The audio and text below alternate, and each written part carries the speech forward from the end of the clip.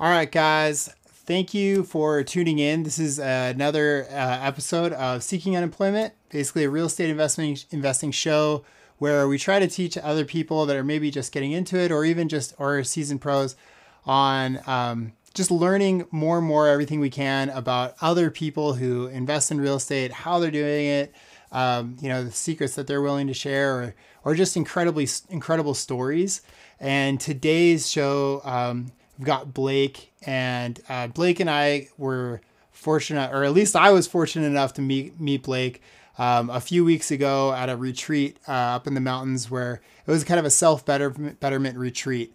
It was a fantastic experience, hosted by our friend Brian Hurd, and today I have the Evolution Project shirt on as a little shout out to him. So thank you, Brian, again. And yeah, today we're going to learn a lot from Blake and his whole real estate journey. There's a couple of things that really stood out to me about Blake. One is he has just reached enormous levels of success on the real estate investing and development front.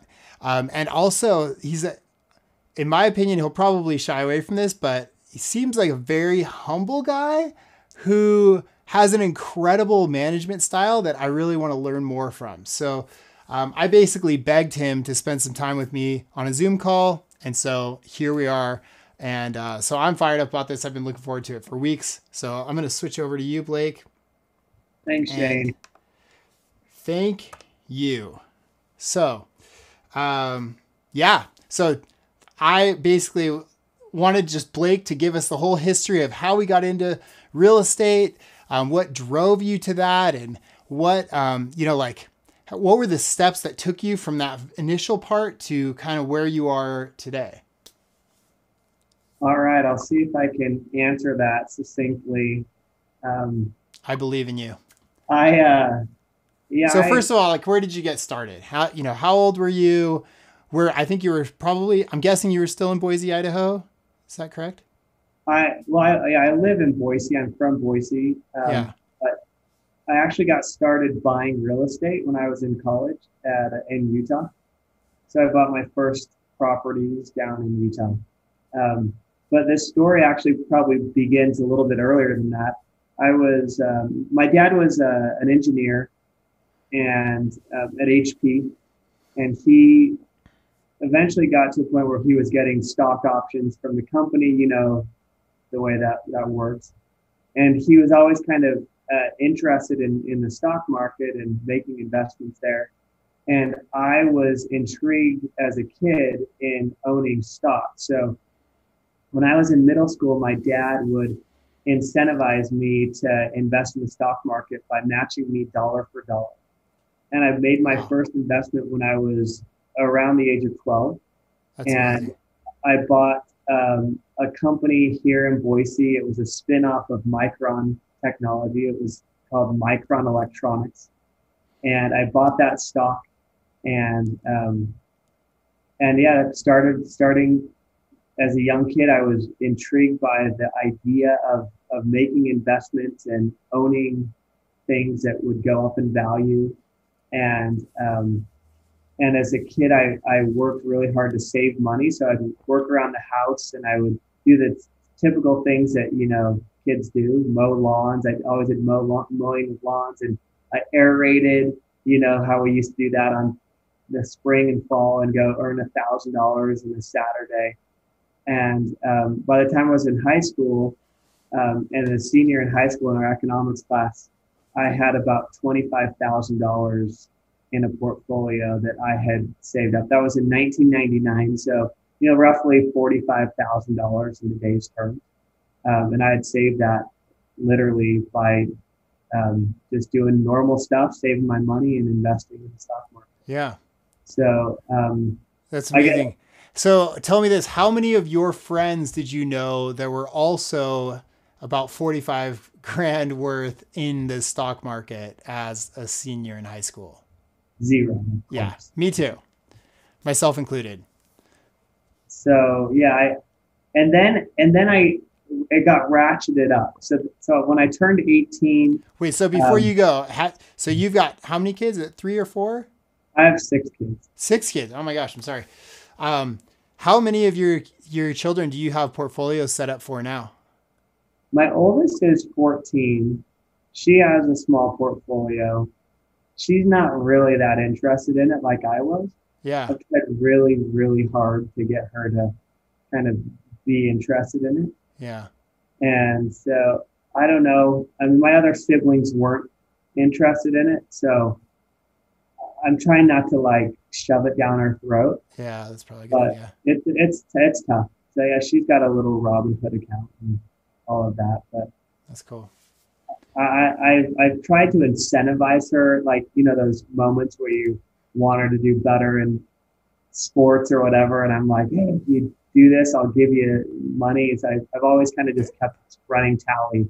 So that's how we seeded it, is all the little incentives that I gave her along the way. And then she earns money around the house and trying to get her to want to invest it.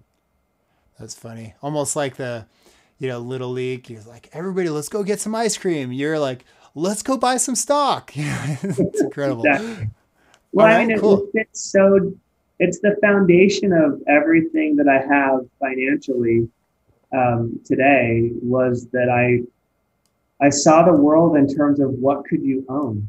So I read Peter Lynch's One Up on Wall Street when I was a kid. I mean, literally, and this notion of owning companies that you buy products from, and kind of it just changes the way you think about the world, and Yeah. products, and being a consumer and being an owner, and that there's a way to profit off of these things that people are buying, and that you could actually own a piece of those companies. Like, I just was always intrigued by that notion that you could be an owner.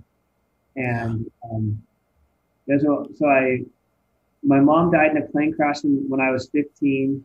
My dad got an insurance settlement from the insurance company of the plane, and his accountant convinced him that he should somehow give each of us some money when we turned 18. So when I turned 18, I got another $100,000 from my dad. Wow. So the freshman in college, I've got about 125,000 bucks, like 200,000 plus dollars in today's terms. I mean, as a freshman in college. So Yeah. you That's a can huge leg imagine, up. That's awesome. it's crazy. And Yeah. I, um, I ended up, I mean, I'm not even there right now myself, just in cash. Like, that'd be amazing. yeah. And so I ended up doing exceptionally well. I graduated high school in 1999. This is like .com craziness, like literally the epitome, like the apex of the craziness.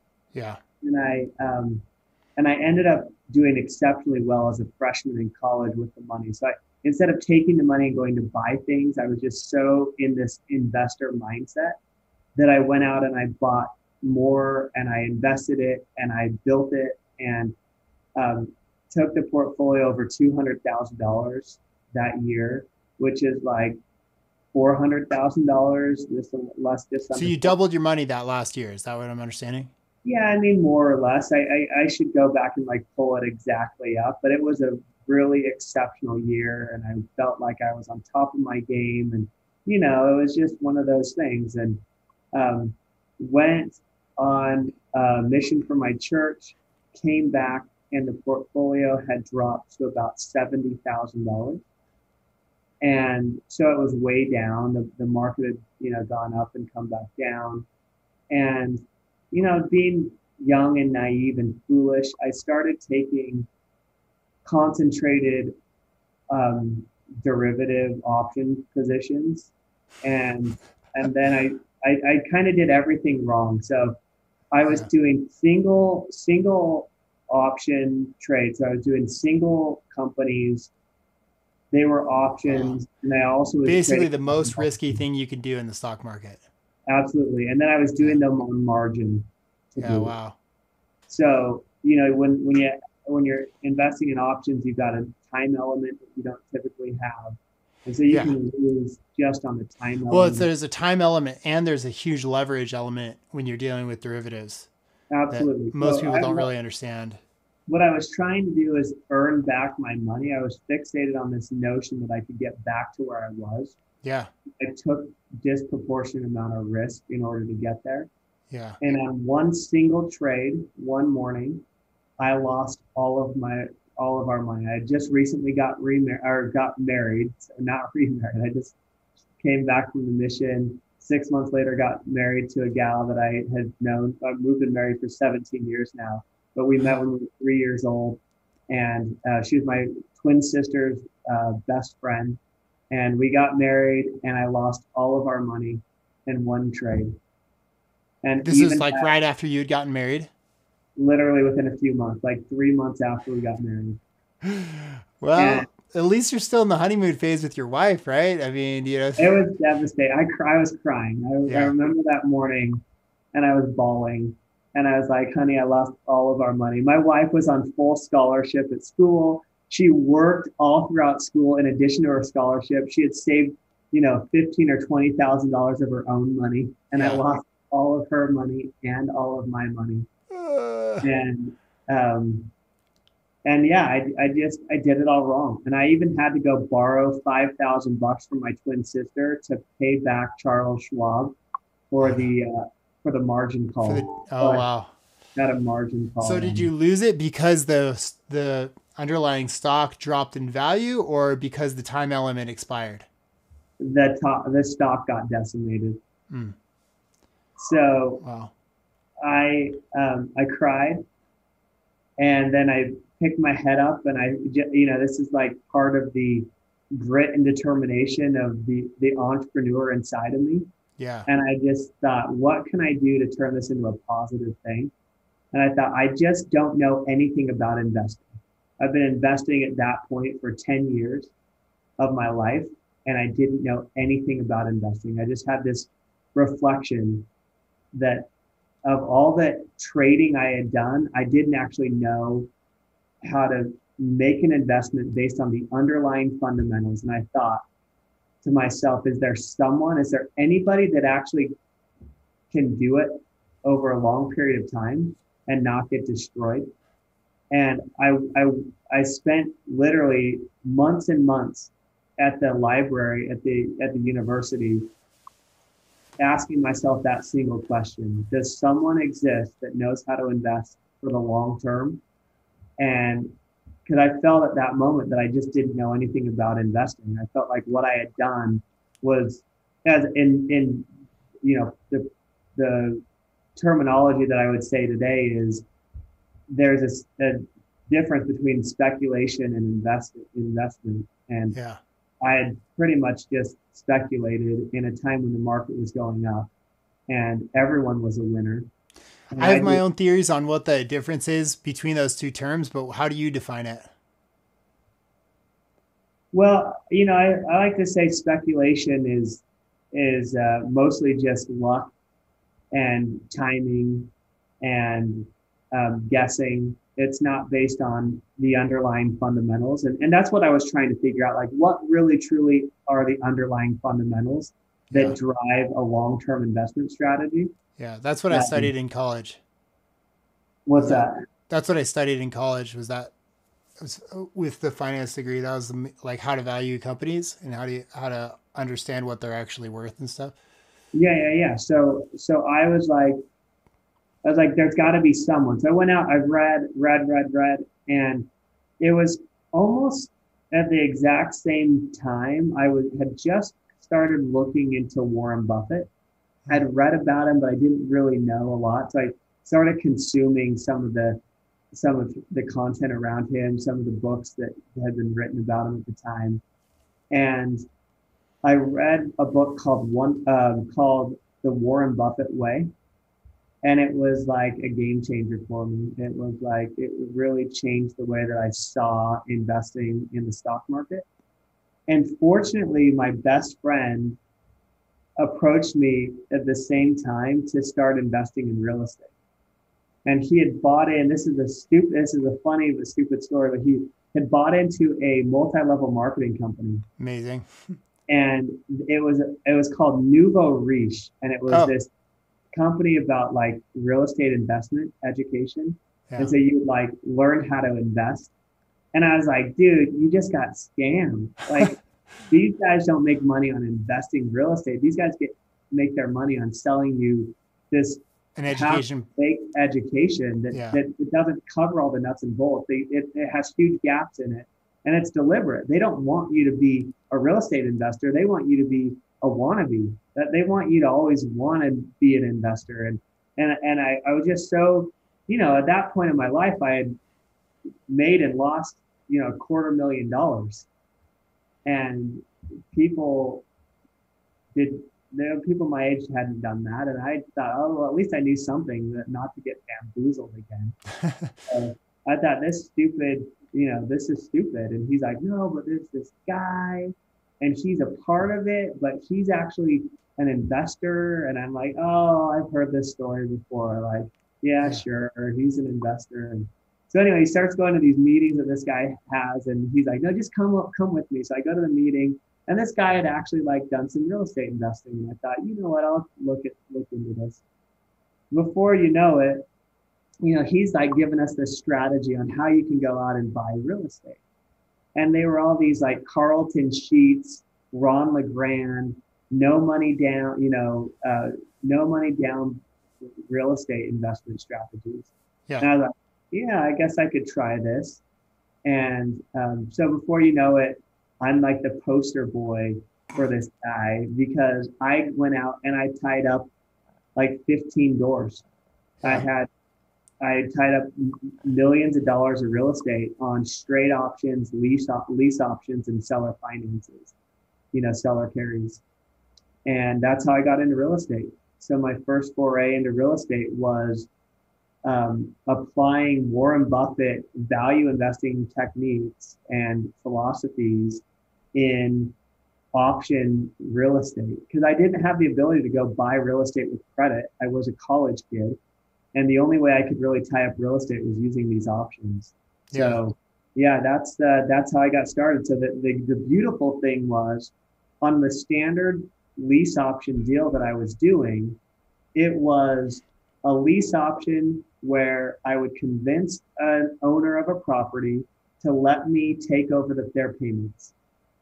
And I So was it getting, sounds like a seller financing option.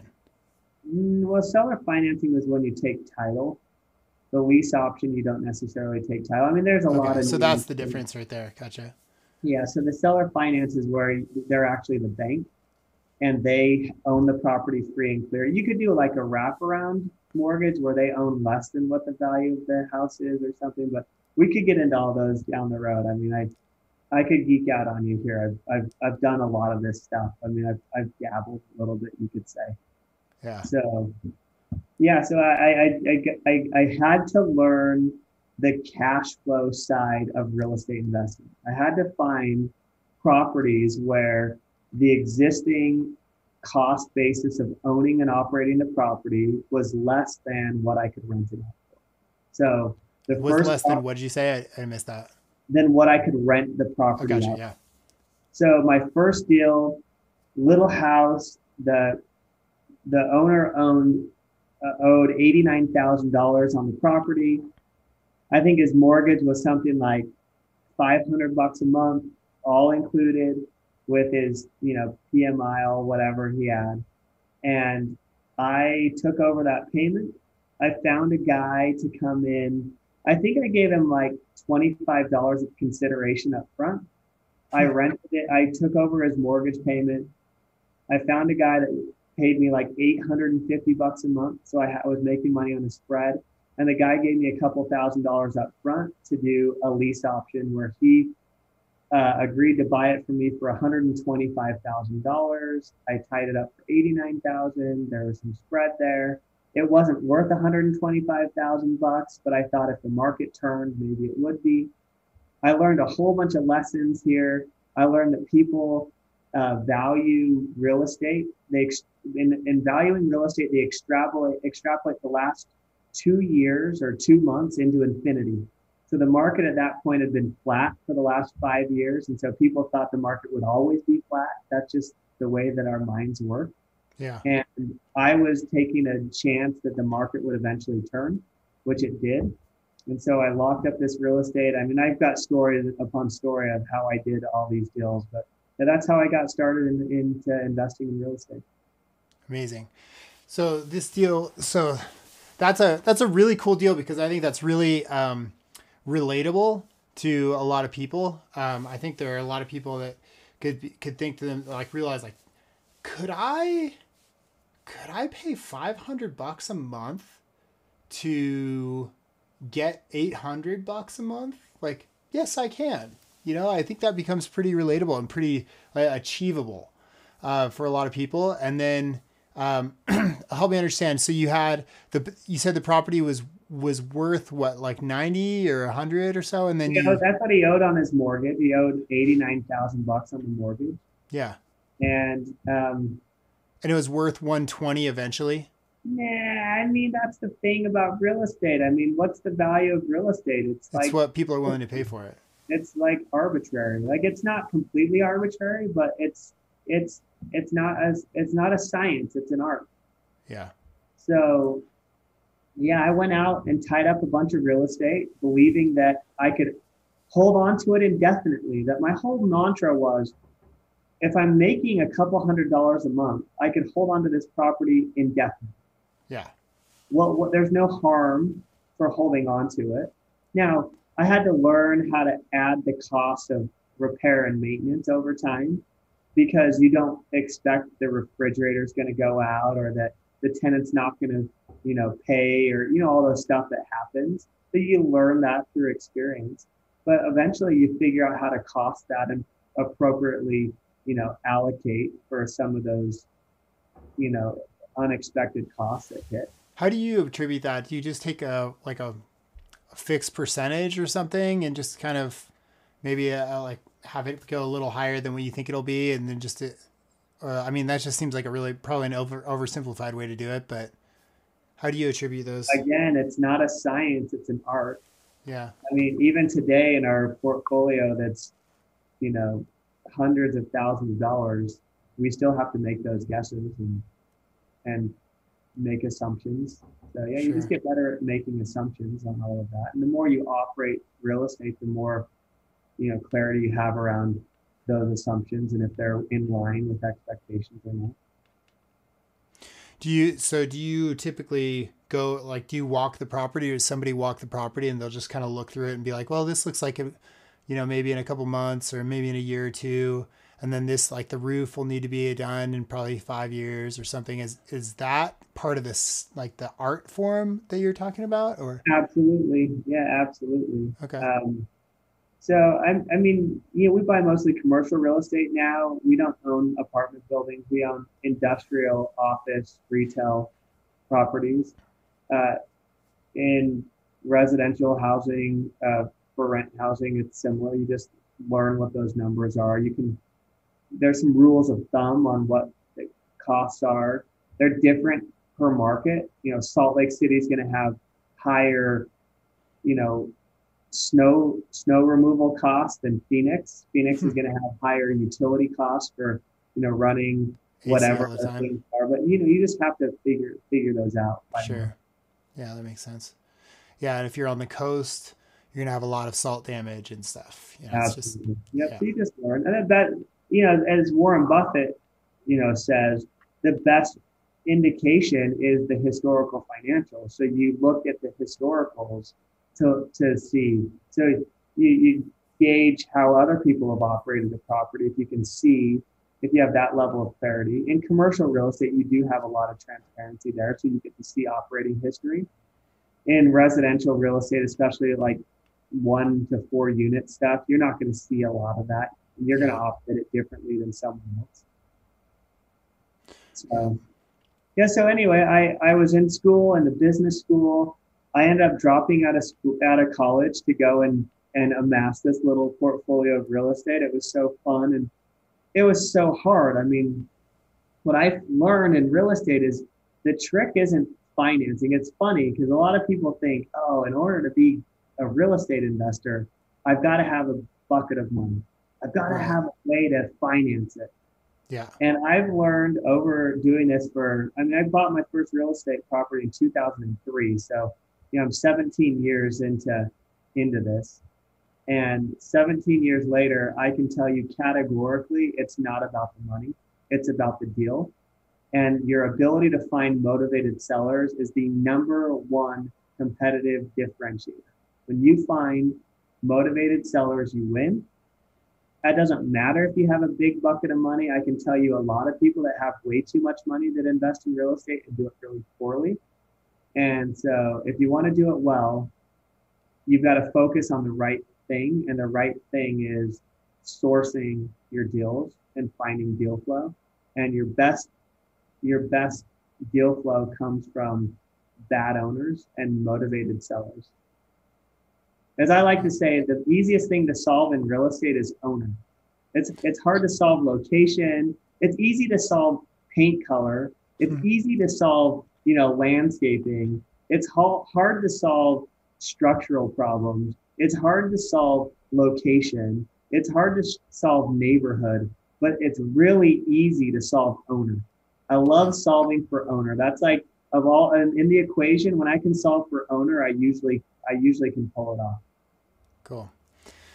So for anybody who's watching this, who has never invested in real estate before, and they hear you saying like, yeah, it's all about the deal. It's not about the financing. They're like, yeah, it must be easy for you to say, I don't have any money to buy, I know, to but put into it. me. So, As I like to tell people, me. And I have this big bucket of money that I use to buy real estate. So if you ever find a deal that's so good that you and you don't know who to call me. Like, all right. So you're saying that literally to any viewer, they're like, call up Blake, give him a ring. Absolutely, call me. Like, all right, you guys heard it. Cool. It's like me, I'm non-unique. Like, I exist in 1,000 places in your life. Like, there are 1,000 me of people like me that have too much access to capital and not enough access to deal flow. That's life. That's the reality. So, well, you just answered the question right there, because I think a lot of people, they're like, yeah, that's great. But if I find a deal, that's great. But I don't have anybody that will buy it. That they may not know those people right now, because maybe they don't, all their friends just, maybe they just blow all their money on like drinks on the weekend or something. I don't know. You can spend your money on a million different things. But yeah, like knowing that's really generous of you, by the way. And I think that's super cool. And I think for anybody else that's like, they're trying to figure out how they source deals, or not necessarily source deals, but how they sell deals to other people. What are ways that you found that worked really well as you were going through your career? Like, you find a great deal, you're looking for a seller, or you found the seller, now you're looking for a buyer maybe. Or are you just buying and holding? Eventually you're going to sell. Sounds like you started in real estate, so you sold all of that anyway. Am I making any sense here? Probably not. Yeah, I mean, like here's what I would say to that. I mean, in general, I think everything. I'm going to take it a totally different. I'm not going to answer it the way that you think I'm going to answer it. Okay. I think that confidence is everything in life, and your ability to sell yourself to a seller, a motivated seller, to put a deal together. If you're just out there buying a deal that's on the market, then you're doing it the wrong way. Right. You're doing it the wrong way. The best real estate investors and operators, they do not source their deals from going to the MLS. Yeah. That's foolish. Now, can you find deals that way? Absolutely. But you don't have the confidence to play the game of the dumb money. And you shouldn't have the confidence to go play the game of the dumb money. That's dumb money. The dumb money follows the MLS. The smart money finds off MLS deal flow. The smart money finds unique ways to source deals. I can tell you, when I was sourcing my deals, what did I do? I drove around neighborhoods looking for rental houses. I looked for houses that were not kept up. I looked for vacant houses. I mean, it's a different market today than it was 17 years ago in Utah when I was buying real estate. But I'll tell you what, I still employ those exact same strategies in buying real estate today. Our we buy a lot of real estate and we still find off market deals. Now, our deal flow comes to us now, but we had to create it. We had to create that machine, and anyone can create that machine. But you don't have the confidence to go and compete with the guy that wants to go buy fourplexes on the MLS. That's the stupid game to play. I wouldn't play that game. Yep. Cool. I love it. Do you know what's so cool is it's cool seeing people that are really killing it in real estate or have killed it in real estate, and seeing them say the same thing over and over again. It's like, you need to find the good deals. You need to find the deals off market and find motivated sellers. I've heard that over and over again from the guys that are doing it right. So it's cool to hear it. It's cool to like be reminded of all of that. And it kind of tells you like, in stone, this is how it's done. At least to me, it does. Well, look, you want to be a real estate entrepreneur. You want to actually like turn it into a full-time job. There are very few people that I know. Everyone's always like, Blake, I want to be you. I want to be a real estate investor full-time. Like, you know how many times I've heard that in my life? Like thousands. And for the thousands of people that have said it to me, think about the tens of thousands of people that think, man, that guy is a full-time investor. Yeah. How do you do it? You have to experiment around the deal flow. You have to go out and experiment in finding ways to source deals. That's it. It's not about finding a rich guy that's going to fund your deals. It's about experimenting around finding deals. That's the truth. I like that idea. I like that idea of experimenting with them. I've most of the successes that I've had through, I don't know, like social media campaigns or media content that have gone really, really well, have usually gone through a series of trial and error. And you start with something you think will work, and then it works pretty good, but then you make a little tweak, and then it goes a little better and you make another tweak, and then you goes a little better and you make a little tweak.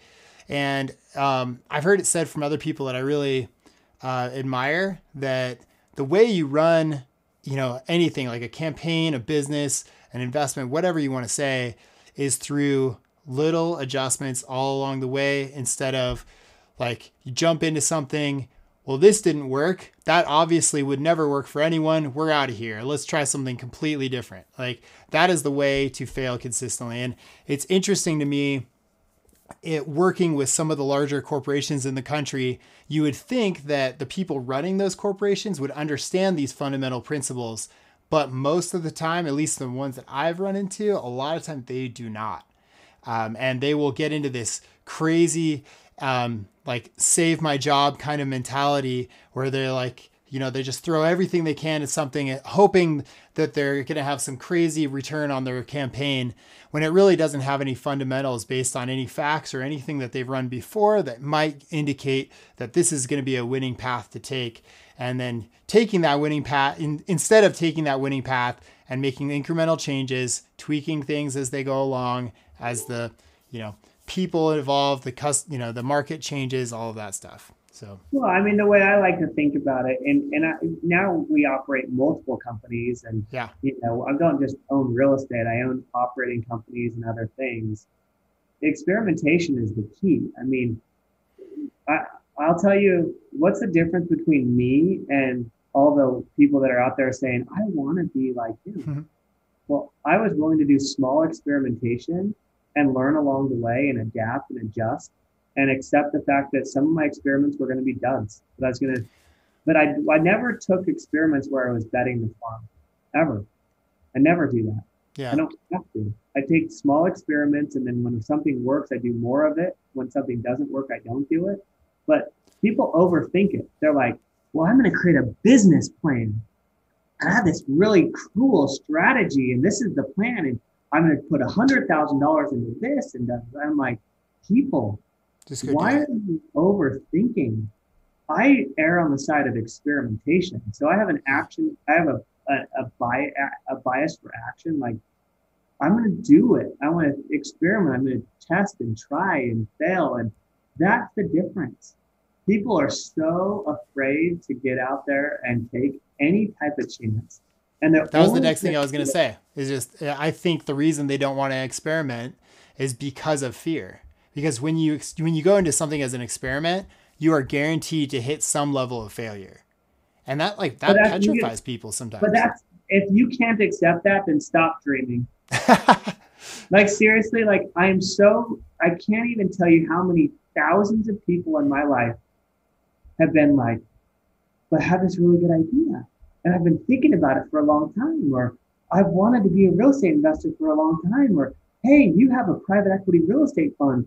Gosh, I want to do one of those. I'm like, then do it. In fact, I once had a guy ask me, well, Blake, when you started your real estate, your $100 million real estate fund, what gave you the confidence to go do that? Like, how do I know that I'm ready to go do $100 million real estate? If you're asking the question, you're not ready. I'm like, well, if you don't have the confidence to do it, then you're not ready. Yeah. That's it. I had the confidence. I didn't say I needed to hit a certain this or that in order to do it. I just did it. Yeah. It just And kept like, going bigger and bigger, right? was I qualified to do it? I don't know. Was I not qualified to do it? I don't know. I love that. Was I So, qualified to do it? Well, regardless of whether you're qualified or not, you did it. So there you go. well, that's what I'm saying. And people are Yeah. like, oh my gosh, and your businesses this year are going to do almost $100 million in revenue. Yeah, that's true. But we started out when did whatever we did our first year, $200,000 in revenue. Just got Yep. to start. Who cares? Like I just think people overthink it. Yeah. They overanalyze, they overthink. I don't get caught up in overanalyzing. I don't overthink. I don't think I'm better than I really am. I know we're going to fail. Every time we start into a new business, a new enterprise, a new market, a new something, I just know it's going to take us a while to figure it out. And I'm willing to invest the time and energy and resources to figure it out. And other people, they're so worried about the perception of, well, what if I fail? And well, who cares if you fail? What if you Yeah. fail? I heard this really interesting quote from Jeff Bezos recently. When he was just starting Amazon, it was kind of in its infancy. He said, I think he was talking to investors or something like that, and he felt like Amazon had about a 20% chance that it would be successful. That was like he was betting everything he was doing was based on this 20% chance. He's like, yeah, I think about 20% chance I'm going to make it, which I think is so interesting and so opposite of how most people look at a new venture or whatever they're doing, that if they don't have like 100% for sure, this is going to be a home run, not going to take the chance. And so I was like, wow, that's a really honest approach, but it's also so fascinating into the kind of the mindset that he had at that point. So anyway, just to Well, kind of yeah, lend to what you're talking about. let's be honest for a second. Why are so many people sitting back dreaming of doing things and still in that dead end job they hate or whatever and accepting a crappy boss, a crappy work environment, a crappy trajectory? Is because there's only 100% chance of you doing anything, and that's staying where you are. Yeah. So people that need certainty, they stay where they are. Yeah. Yeah. That's a common thing. I mean, that's a human nature thing. If you're unsure about something or if you're confused about something, most humans' default action goes to unaction. And that's something that a lot of people really, I mean, if you're a decent marketer, especially, you understand that if you create a message that confuses somebody, they're just going to do nothing instead of do what you want them to do. Yeah. And I'll so, say that again. yeah, I have a bias for action. yeah, That's it. My life is defined by investing when I was too young to invest, taking risks when I shouldn't have, losing it all. And then guess what? I rebuilt my wealth in real estate within 2 years of investing in. After I lost all my money in the stock market, I rebuilt my wealth in 2 years in real estate. bam, nice work. But who does that? That Because felt good, I bet. Everyone Yeah. else is reeling. They're like, oh gosh, I did this and I lost it all and I can't do it. And what did I do? I said, how can I apply what I learned in failing and turn that into something positive? And I Well, figured out something positive. yeah. And I mean, unfortunately, we live in a world today where most people would look at you and say, this guy over here has all this money. Why don't I get this money? Let's have the government change the rules of the game and take his money away from him and give it to me because this world isn't fair. Um, it's sad, but we do kind of live in a place like that today. And instead of people taking it, an inspiring, lesson, like I feel like we're learning today from you. So thank you again. And just saying like, wow, like I could do that. I could do that, but I just have to stop being complacent and I have to take that fear and just push it away and move forward. So yeah. Yeah, I mean, so I'll finish my story because we're gonna wrap out. We're gonna be out of time before you know it. So Okay, keep going. Let's move forward. So so you've got a I bunch of deals. Now maybe we jump forward to where you started spinning off other businesses. Is that a good well, transition? yeah, I'll try to connect the dots. Okay, please. Yeah. So I started. So the market started getting overheated. I couldn't find. So the market changed. 2003, I started investing in real estate. By 2005, it was like I couldn't find the same type of deals. The market had changed. This was, the beginning of the end of the real estate boom and bust. And so at around 2000, late 2005, I couldn't find any more deals. It was like, they were harder to find. Mentality had changed because the market started going up. People started thinking, oh, the market's going up. It's going to go up forever. Like that's the way it works. Kind of how we are today, I would say. Exactly. It's all, Yeah. I mean, these cycles are so predictable. Yeah. So I stopped buying real estate. In 2006, I got lucky. One of my renters um, burned down one of my houses. Wow. And so I owned these 15 doors, a triplex, some condos, some single family rentals, that kind of stuff. And one of my single family rentals that was on a seller carry, so it was a seller finance. The renter burned it down. State Farm rebuilt it. It was an old house, 100-year-old house. And I sold the house because it was done. It was brand new. They had redone it. And I made something like 35 or 40 grand. And at the time, that would be like a starting salary for an undergraduate accounting student, which, Right. actually graduated from Yeah, on a accounting. single transaction. And I made that in one transaction. And in my life has never been the same. Never.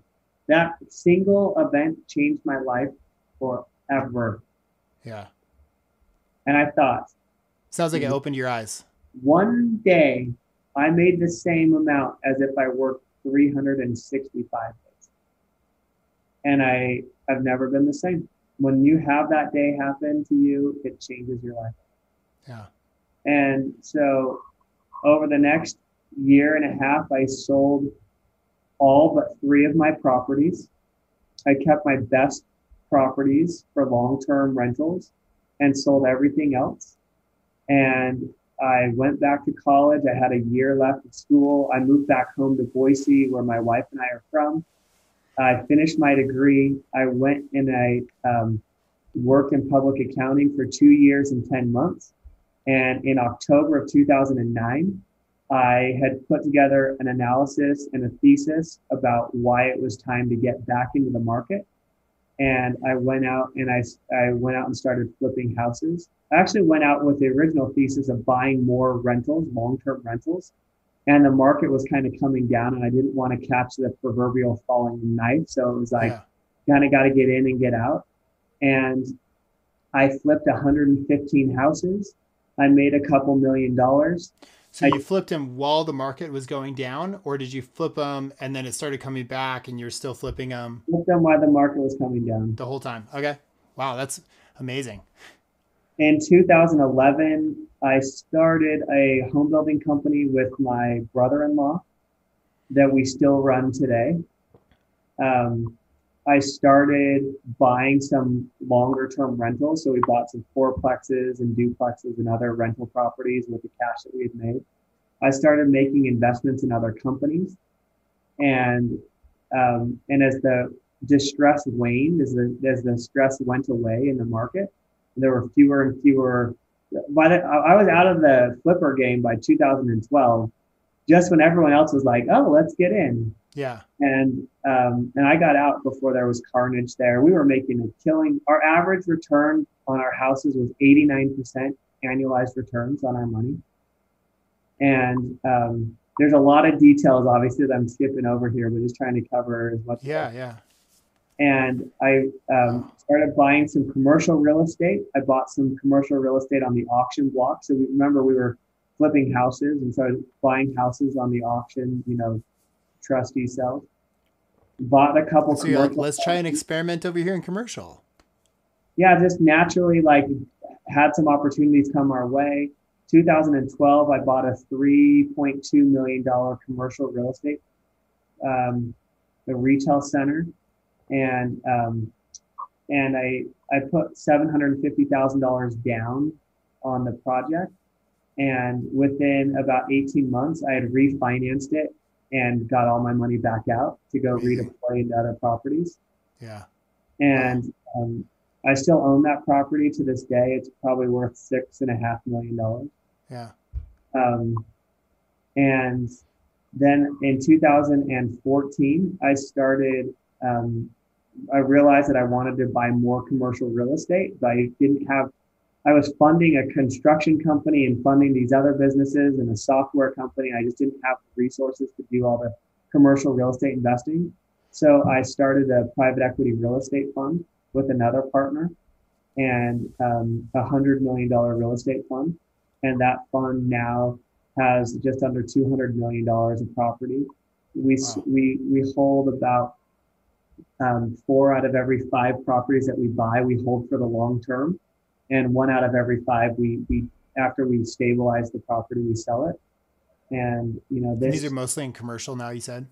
yeah, these are industrial, office, and retail properties. Cool. The market's changed a lot in the last 6 weeks, so we're really eager to buy. We're out probably going to buy $100 million of property in the next 3 to 5 months. So that's kind of we're just trying to build 100 mil. Well, trying to add $100 million to the portfolio and get to $1 billion of assets as soon as possible. Yeah. Amazing. Wow. Keep it going. That's amazing. So you're currently not buying residential real estate. Obviously, we know that. No, no, no, Uh, no, that's not true. I own a construction company. oh, We'll build I'm sorry. I thought you were just 165. investing in commercial. So you have, let's name off all your businesses now. So from there, you've got your So fund. my core businesses, I own a residential construction company. Okay. We'll do So you'll about buy a large parcel of land with a bunch of plots on it, or you'll just buy raw land and have it engineered and like basically plot it out, or it's complicated, but yeah, we're a traditional vertical home builder. We buy lots from a partner of ours that is a great strategic partner that is a big land developer, okay. and we do a little bit of land development ourselves. That business is our largest business. Okay. It will do about $70+ million this year in revenue. It's amazing. Uh, then we have that commercial real estate investment company. So we own property in Washington, Idaho, Utah, Colorado, and Arizona. Okay. And we So have, builder, commercial real estate investing.